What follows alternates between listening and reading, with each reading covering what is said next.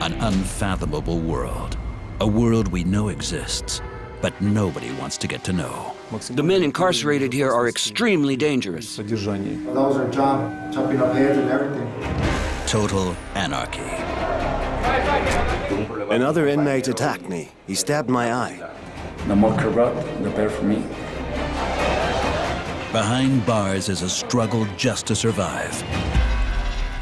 I don't hurt anybody else. I just hurt myself.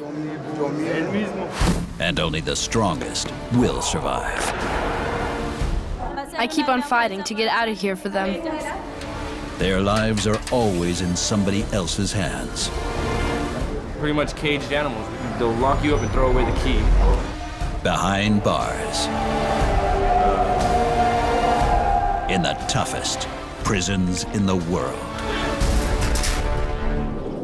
Tijuana, Mexico, just over the US border.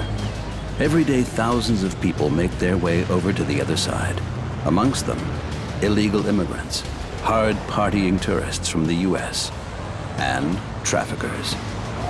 This strip of border is under close surveillance. Weapons go to Mexico, drugs to the US. A battle that rages on with no end in sight, regardless of how tall the fence is. Thousands of people have already paid with their lives. All these factors make Tijuana one of the most extreme cities in the world. Poverty, slums, and drug abuse on one side. And on the other, Mexico's biggest den of prostitution and excess. It's a place where the parties get wilder and wilder and never seem to stop. And yet, anyone who commits a crime in Tijuana will soon find themselves here. La Mesa, a prison that strikes more than fear into Mexicans. Everything's dirty. Just sitting on the toilet is horrendous. And one where Americans feel like scum. I'm a United States Marine. Over there, I'm a hero. Over here, I'm a villain. A self-contained empire governed by one man who rules with an iron fist. I am very proud. This prison used to be notorious. A jail that houses cold-blooded killers. I killed multiple police officers, including a high-ranking commander. It was obvious that they would have it in for me. Fighting back leads to harsh punishments. They just leave us to rot away in here and lock the doors. The inmates, known for having short fuses. La Mesa's history is peppered with riots and rebellions, and a high death toll. The next rebellion is a constant threat. Keeping things under control is a potentially deadly battle in one of the toughest prisons in the world.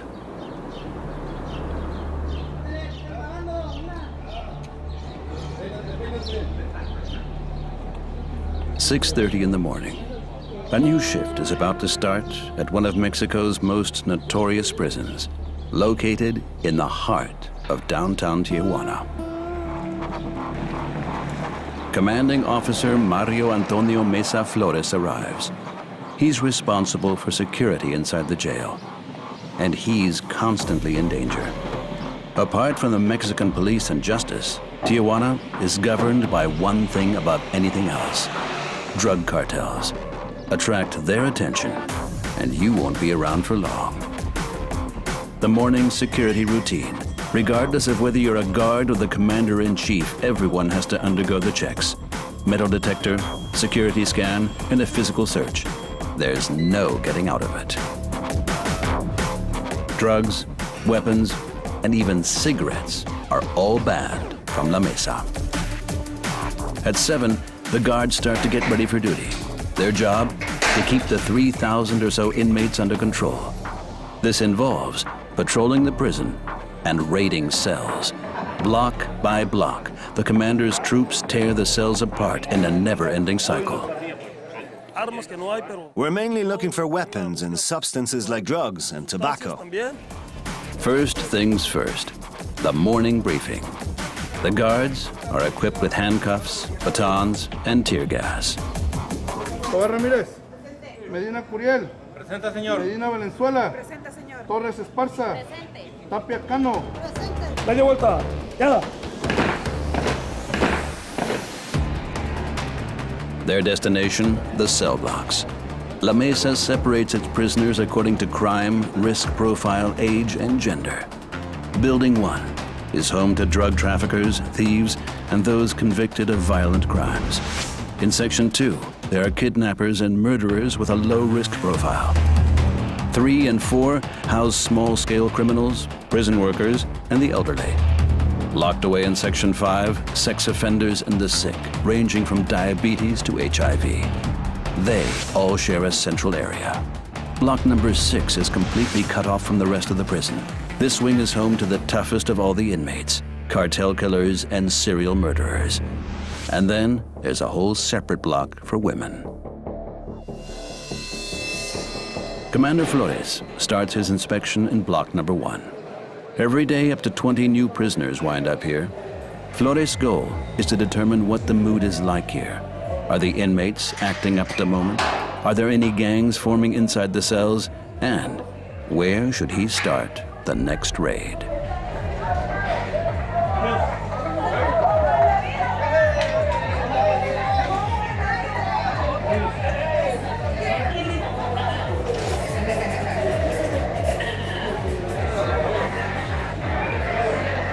For committing crimes like theft, mugging, possession of a weapon, and drug trafficking, each cell in Block 1 at La Mesa holds an average of 8 to 10 criminals. They share an area of just 4 by 4.5 meters.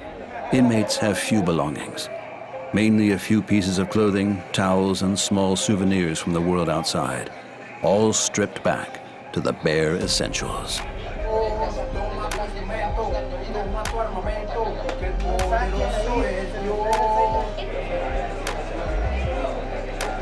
One of the inmates, Abraham Chavez Orozco. At the age of 22, he is one of the youngest in La Mesa. Arrested at the airport for drug trafficking, he was sentenced to 5 years. He's already done 3. That means 3 years of sleeping, showering, going to the toilet, without a single ounce of privacy.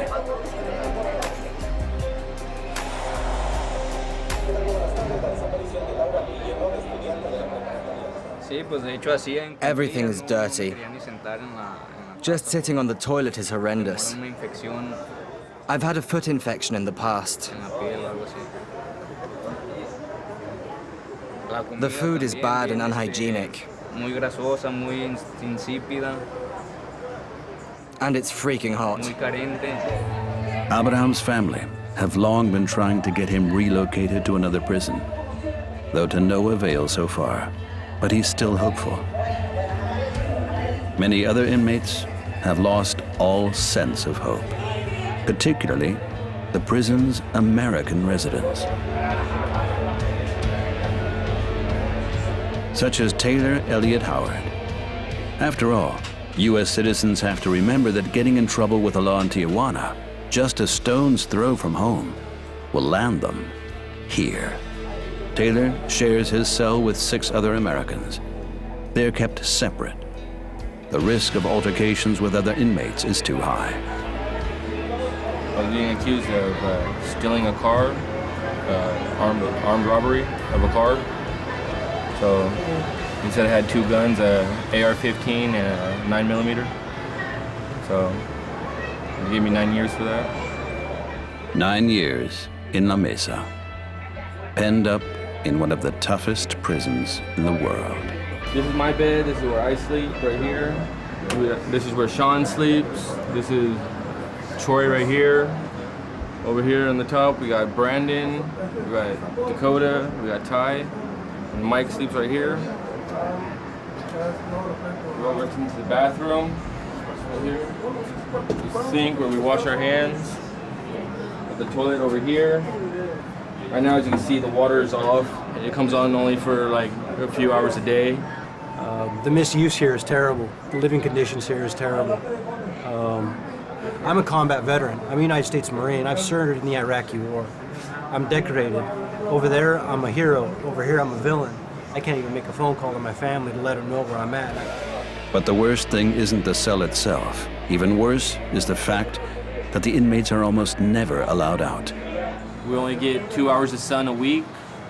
If that, sometimes they cut it short. Or sometimes somebody will do something stupid on the yard and get the yard messed up for the rest of us. So we'll get like half an hour or an hour if somebody messes up. Other than that, we're stuck in here 24 hours a day, 6 days a week. In La Mesa, exercise and fresh air are a luxury. Regardless of whether you're a car thief, drug dealer, child abuser, or cartel killer, the only glimpse any of them get of the sun tends to be through bars. They spend almost their entire sentence in their cells. This means 2 square meters for each inmate, some for just a few years, others for the rest of their lives. No doubt about it. Locked away on an almost permanent basis without any privacy, in a prison with an ironclad set of rules, rules laid out by one man. He has had the first and last word on what goes on at La Mesa since 2014. Director Cesar Daniel Ramirez Acevedo. Mr. Director, sir, I'm reporting for duty. There are just a few small abnormalities. Everything is in order. Okay, that's good to know. Every day, Acevedo checks whether his prison is still under control and tries to isolate problem cases as early as possible. Before La Mesa, Acevedo had already held the post of director at 5 other Mexican prisons. Now, he's in the heart of Tijuana, a city where drug cartels battle it out for total domination, and where 85% of all murders are related to narcotics. Acevedo rules with the principle of 100% control. No matter what's going on in his jail, Director Acevedo knows about it. The first inmates are allowed outside early in the morning, a moment that puts all of the wardens on high alert. After all, the chance of an attack on the guards, perhaps using a homemade weapon, is never higher than at this moment.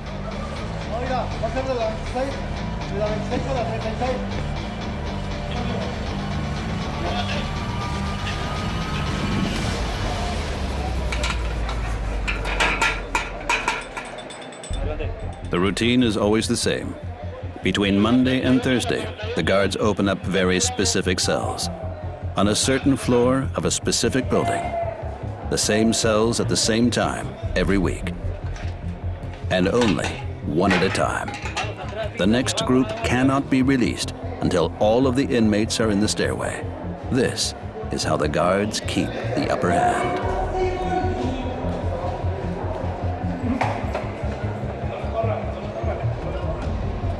For most inmates, the precise moment offers them the only 2 hours of direct sunlight they get each week.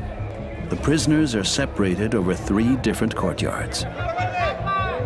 Thanks to all these measures, inmates can only ever come into contact with just a few dozen others during their time in prison, regardless of how long they may have been in there.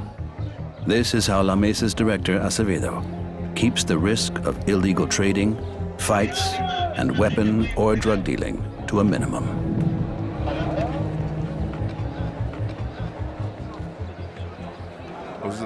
Nowadays, we have a huge number of rules to increase security. They enable us to keep perfect control. These rules didn't exist in the past. We had a lot more yard time, but without the proper supervision. Back then, a different government was ruling Mexico, and we had a lot more problems with gang warfare.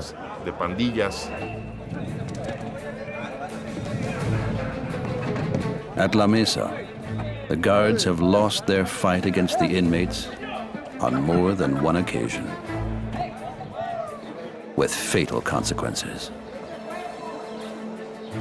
It happened in 2008. 2 riots occurred within the space of 1 month. The first riot saw 4 inmates lose their lives. To punish the prisoners, water and food were rationed. This then led to a second rebellion and days of fighting.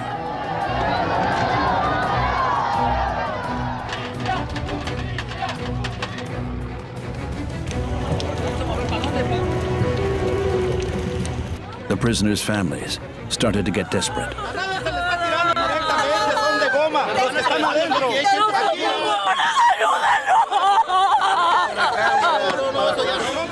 Eventually, the police stormed the prison, and the outcome?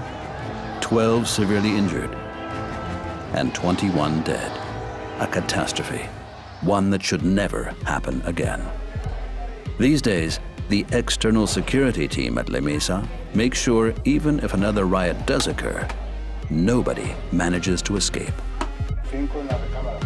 Guards protect the outer wall in the center of a Mexican city that is home to millions. An additional safety measure? Highly trained attack dogs in no man's land. Should worse come to worse, the guards are equipped with both firearms and grenades.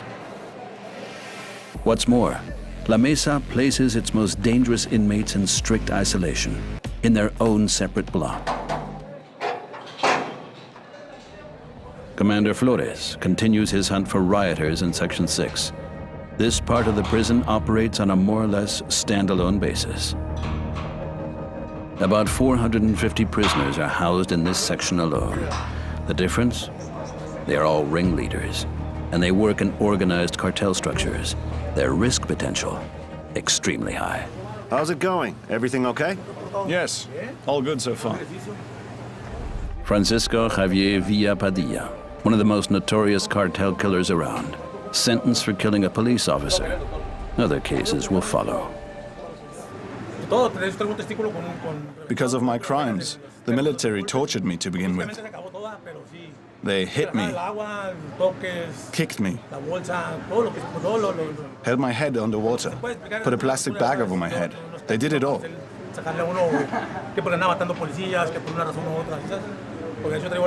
I killed multiple police officers, including a high-ranking commander. It was obvious that they would have it in for me.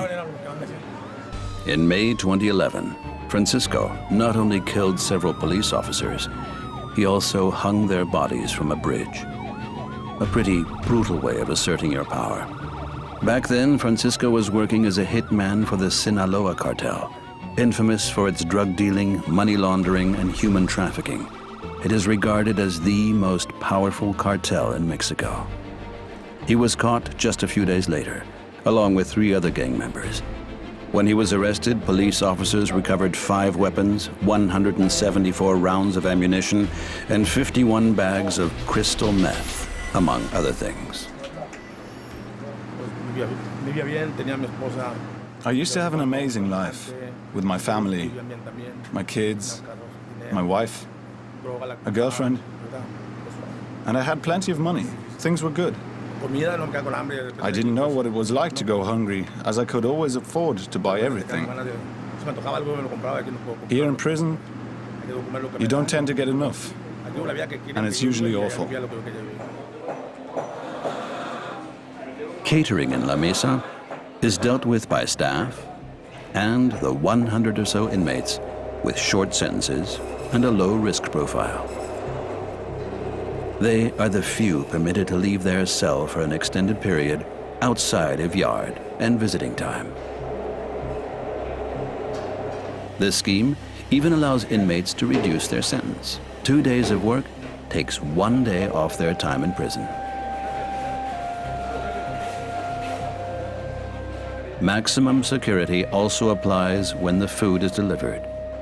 Every day, the guards check the food and staff for smuggled goods.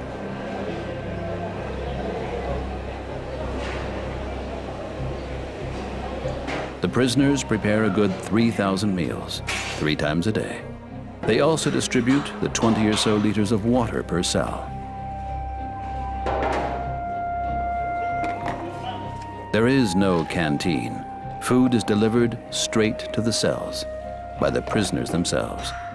This is yet another measure that keeps contact between guards and those inside the cells to an absolute minimum. The main aim is to keep them in there as long as possible.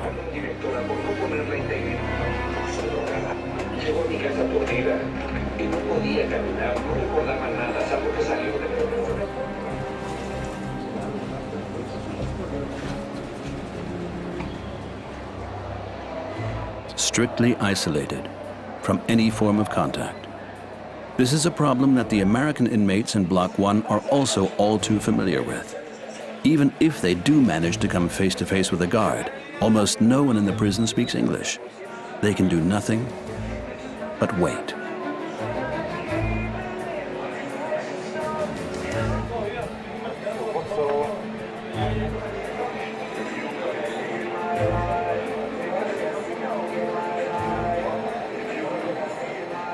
Pretty much what they try to do here is they'll lock you up and throw away the key. Most of us don't speak Spanish. They don't understand any English. They don't try to have any interpreters or anything like that. So as far as us, we're in trouble. There's no help out there, really. Almost no communication, and only the bare essentials needed to survive. However, even that isn't the American inmate's biggest fear. Since I've been here, from the conditions or the medical conditions here, there's been 9 people on this tier who have just died from being sick and stuff like that. That's not including the whole jail, just the people on this tier, on this floor right here, from the living conditions, from getting sick and not getting medical attention. Taylor hopes to survive his time in La Mesa unscathed, one of the world's toughest prisons. He is putting his trust mainly in God. Night falls over Tijuana. While the Mexican city begins to buzz with a mix of cartel wars, drug traffickers, and American tourists looking to party, nighttime means one thing for the prisoners in La Mesa: TV, electricity, and lights off. Turn the lights and the TV off. Time to sleep.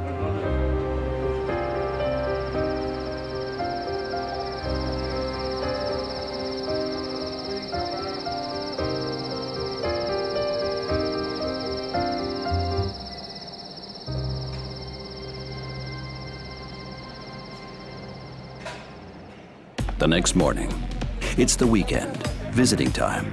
Around 500 relatives flock to the prison. Only those related by blood are permitted entry. They bring clothes, hygiene products, and money to pay in for the inmates. Like Abraham's mother, Erica, she lives a few hours away. She only manages to visit her son every few weeks or so. She knows that a visit from his family is one of the very few chances her son gets to leave his cell outside of yard time.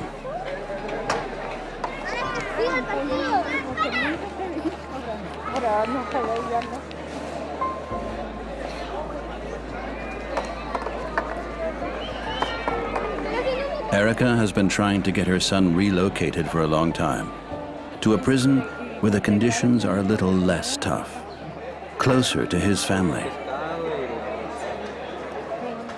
I want my son to get out more yard time, more activities he can get involved in. At the moment, he's cooped up with the other inmates way too much. We're waiting for the process to get underway. It started a while back, and now we need to be patient and wait for things to move forward. Neither of the pair know if and when her application will be approved. Until then, all they can do is keep persevering. Not long later, and visiting hours are already over. Under Director Acevedo's rules, they are restricted to just a few hours. Security comes first for him. Relatives repeatedly try to smuggle drugs, tobacco, or even just pens into the prison. When I think about where I work, the first thing that comes to mind is that it's a huge challenge.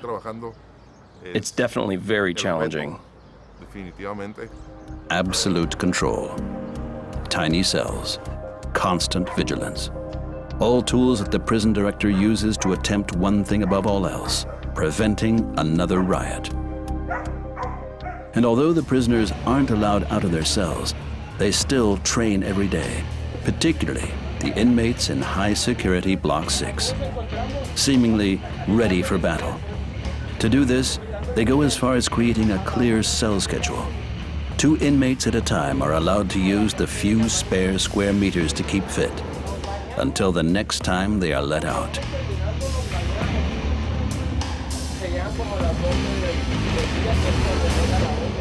And the prisoners here are subjected to even tougher conditions than the others.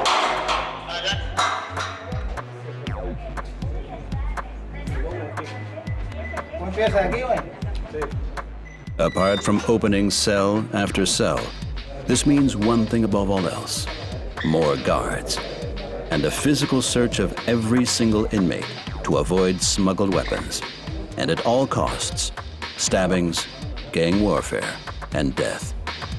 After all, inmates from the various drug cartels come into direct contact with one another in the yard.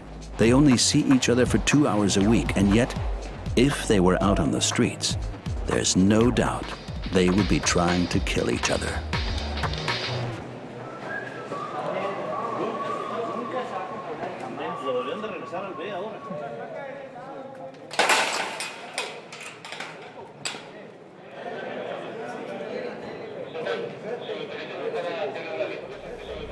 Even the guards don't enter the yard in Section 6.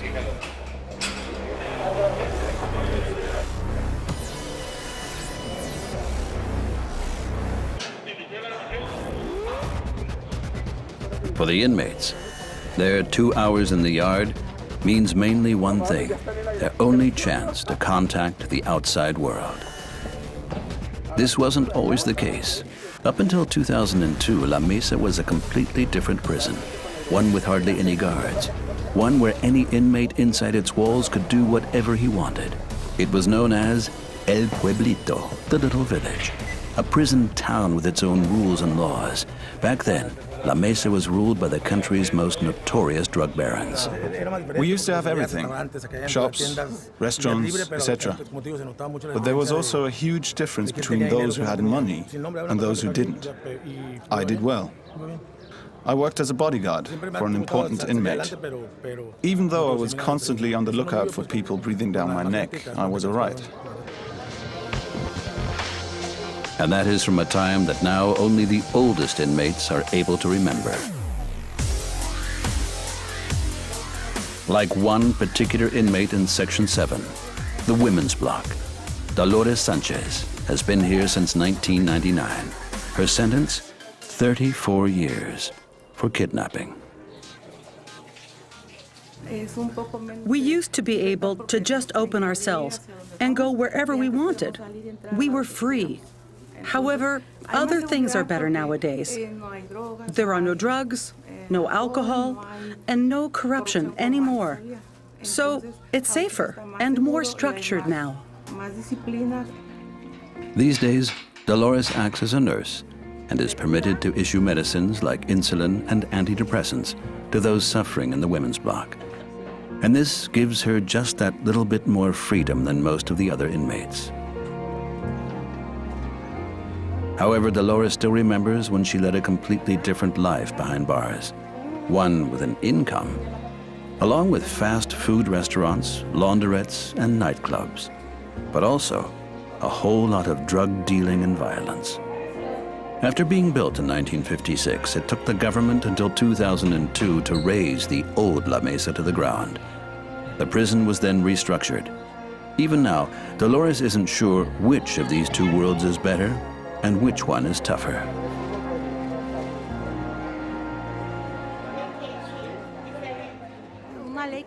In those days, there were no rules. No one said you can't assault anyone, you can't take drugs or alcohol, you can't prostitute yourself or anything like that. The prison management only cared about making sure no one escaped. That was it. We used to have computers, we had restaurants, we all had good money. Now there is none of that, no cash. These days, La Mesa at least has shops. The prison sells instant soups, snacks, and soft drinks in each of the 5 yards.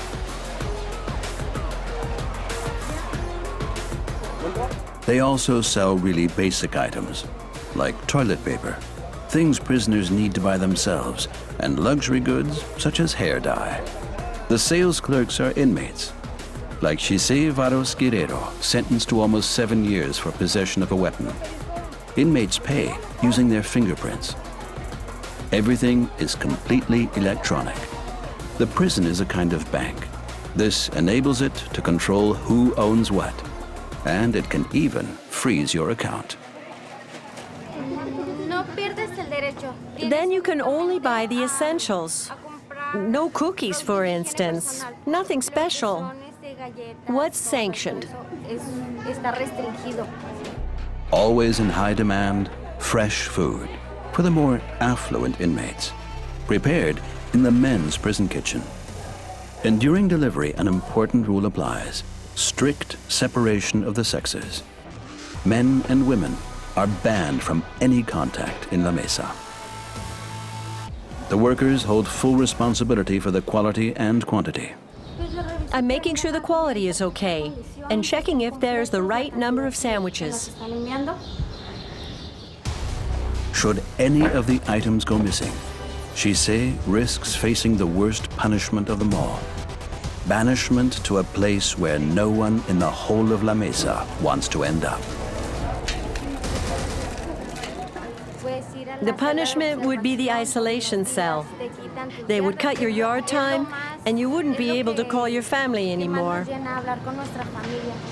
And a stay in isolation means a whole lot more than just solitary confinement in La Mesa. It's a punishment that all inmates fear. While on the hunt for the next riot, Commander Flores arrives at a place that not even the guards like to visit. One of the prison's isolation cells.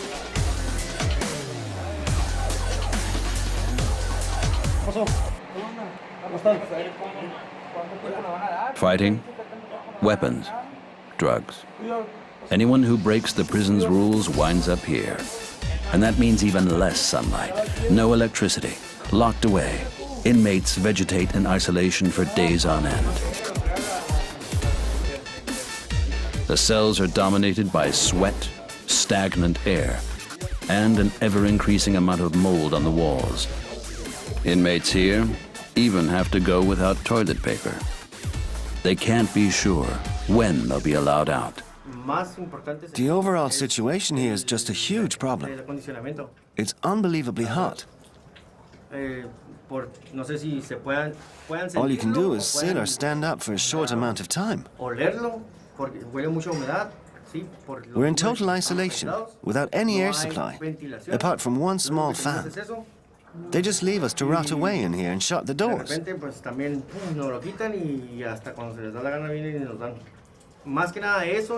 The other problem is the water. There isn't running water from the tap every day. Today there is, but it's not always the case. There isn't enough to drink. Locked away for weeks and months. All the inmates can do is vegetate here. Everyone in the isolation cell comes from Block 6, the block for cartel killers and serial murderers. And most of them are new arrivals. Director Acevedo is here to check the risk status. After all, each one of these cells is home to half a dozen alpha males or more. Rivalries and fights to become top dog can spring up at any time. And this is exactly what the criminals have been learning to deal with on the streets of Tijuana for years. Tijuana is a city where a lot happens. It's also the city with the highest number of border crossings in the world. And because of that, there's a lot of crime and kidnapping here. All problems that we need to sort out. What goes on outside the prison is exactly the same as what goes on inside the prison. It's just a mirror for the city.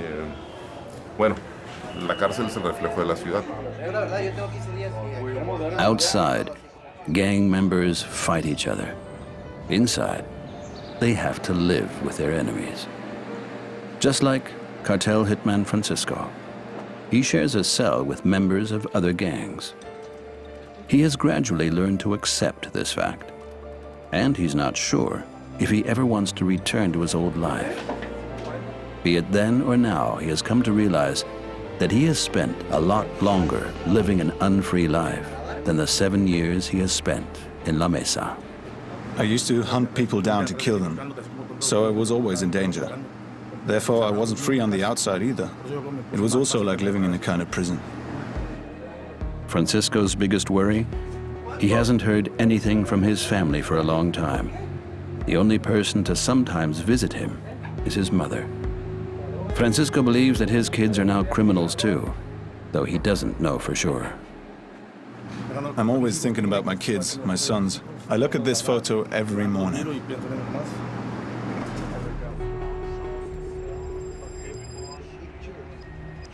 While all Francisco has left is his photo, Abraham in cell block 1 is hanging on to one thing above all else: hope. Finally being free. The 22-year-old is waiting for news from his mother about his upcoming move to a different, more lenient prison. The American, Taylor, lost all feeling of hope a long time ago. He hasn't spoken to his family for months. That's because inmates wanting to make a phone call need the thing you need for everything else here: money. It sucks. It sucks. Everybody that I talk to that's here, that's been in jail in the States, say that compared to this, that America is like a hotel. The jails over there are like a hotel. We used to have, for those phones over there, they used to give us collect calls where we could call to the States for free to talk to our families. But now they got rid of the collect calls, so now you have to buy phone cards to be able to make the calls. And like me, like only one person in my cell gets money. Everybody else, we don't have family here. We don't get money, so we can't even talk to our family. And because I don't get a deposit, most of the stuff, most of the wallets and bracelets that I make and sell, I sell for hygiene stuff. Toothpaste, toothbrush, soap, stuff like that, toilet paper. Because they don't supply none of that here. Money in La Mesa is essential to survive. There's not any good news for Abraham, no updates about his release. He uses his remaining few minutes for a couple more calls with his brothers and sisters. These calls are important to me. There are some family members and friends who I haven't seen for 3 years. Like my sisters, for example. They're growing up. That's why I talk to them to see how things are going with them. They need to know that I'm still their brother and I'm looking out for them. So now all the 22-year-old can do is wait another week, until the Mexican justice system decides to grant him more freedom. Or not. Taylor is enjoying the last few rays of sunshine with his friends from the US and just keeps on holding out.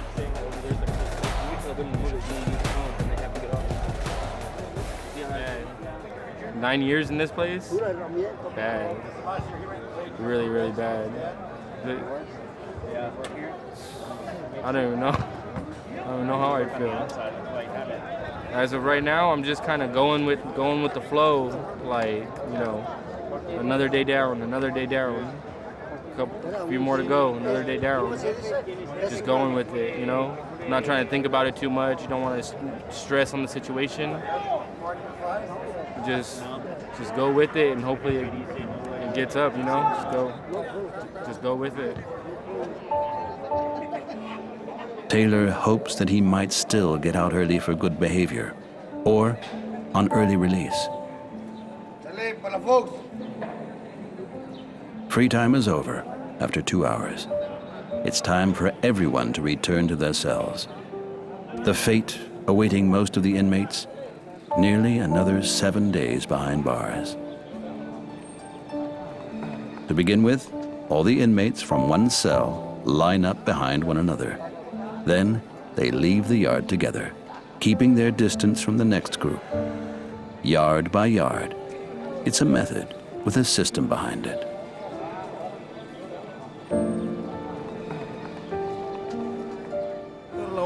We do it so that the first group finish up their yard time first and come inside. The others have to wait. Some inmates have to be kept apart at all costs. They belong to different gangs.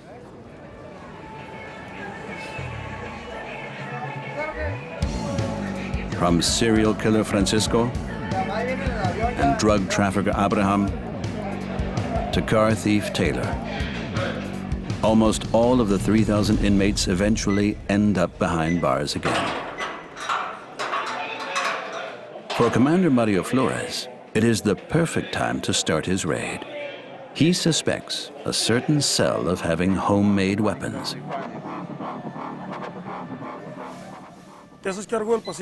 We're now going into cell 1111. One of you guys stays here. The rest will come along and keep the inmates under control. The guards are mainly on the lookout for homemade knives, made out of toothbrushes, wires, and bits of metal. Anything the inmates could use to fight each other or attack the guards.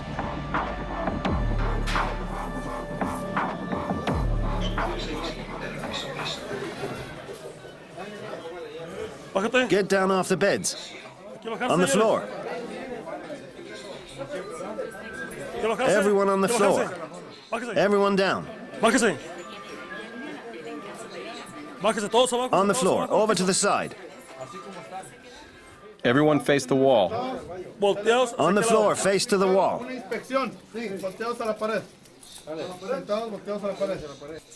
On the floor. Then Commander Flores' men scour the selected cell.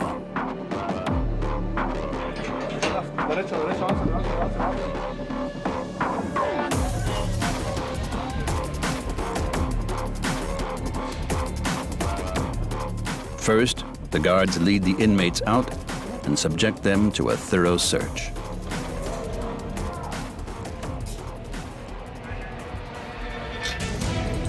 Then the troop take apart every last centimeter of the 18 square meter cell. Mattresses, shoes, magazines, and much more.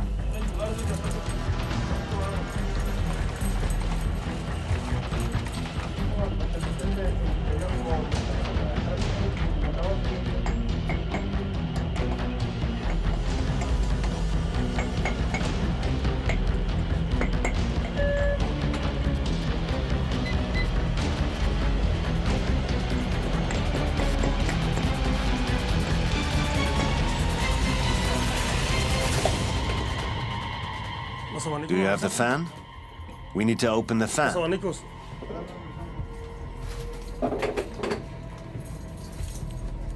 So far, all they have are some homemade weights. Probably harmless. But when it comes to a fight, they could be a deadly weapon.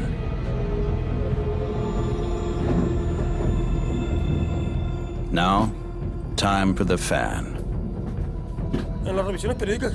We found this. It's a heater. We found it inside the fan. It's homemade. Maybe it's not dangerous, but whatever. Things like this are banned in prison.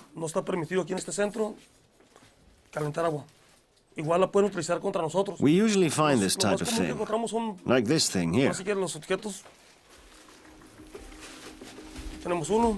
The prisoners made this out of a toothbrush and a piece of metal.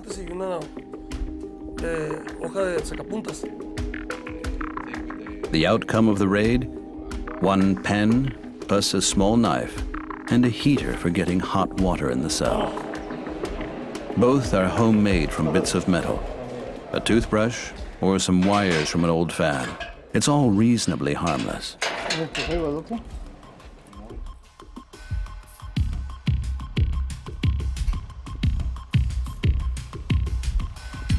¿Conformes? Vamos. Bueno, acomodar sus cosas.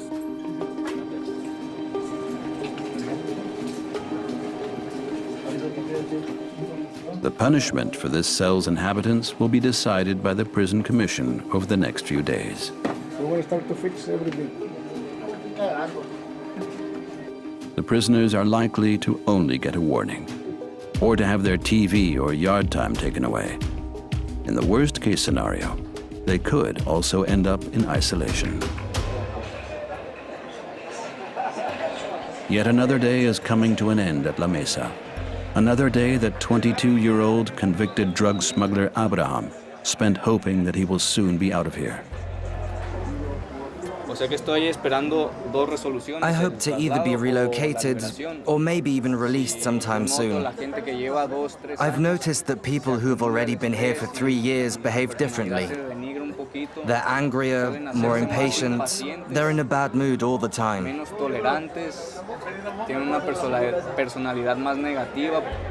And the Americans are trying not to back down, particularly Taylor. You don't want to let this place change you. You don't want to let it, because it's a shithole. Like, you don't want to let it change you. You got to keep yourself strong, and, you know, like, you know what I mean? Chisé, convicted for possessing of a weapon, is due to be released in a few months, and she's already planning her life. I want to start over and have a career as a real doctor. I just want to start over and never look back. Dolores, on the other hand, has another 15 years left behind bars. She will be in her mid-50s by the time she gets out. When I get out of here, I need to start with coming to grips with the new technology. And people have changed too. The whole of society is different.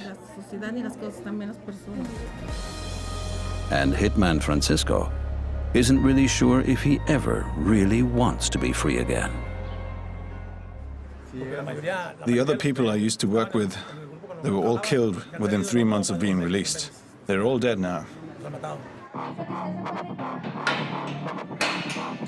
Director Acevedo has managed to keep La Mesa under control for another day. A prison in the heart of Tijuana. For a long time, a prison ruled by pure anarchy, and a prison where many people lost their lives in riots. A prison with cast iron rules, minimal freedom, and maximum surveillance.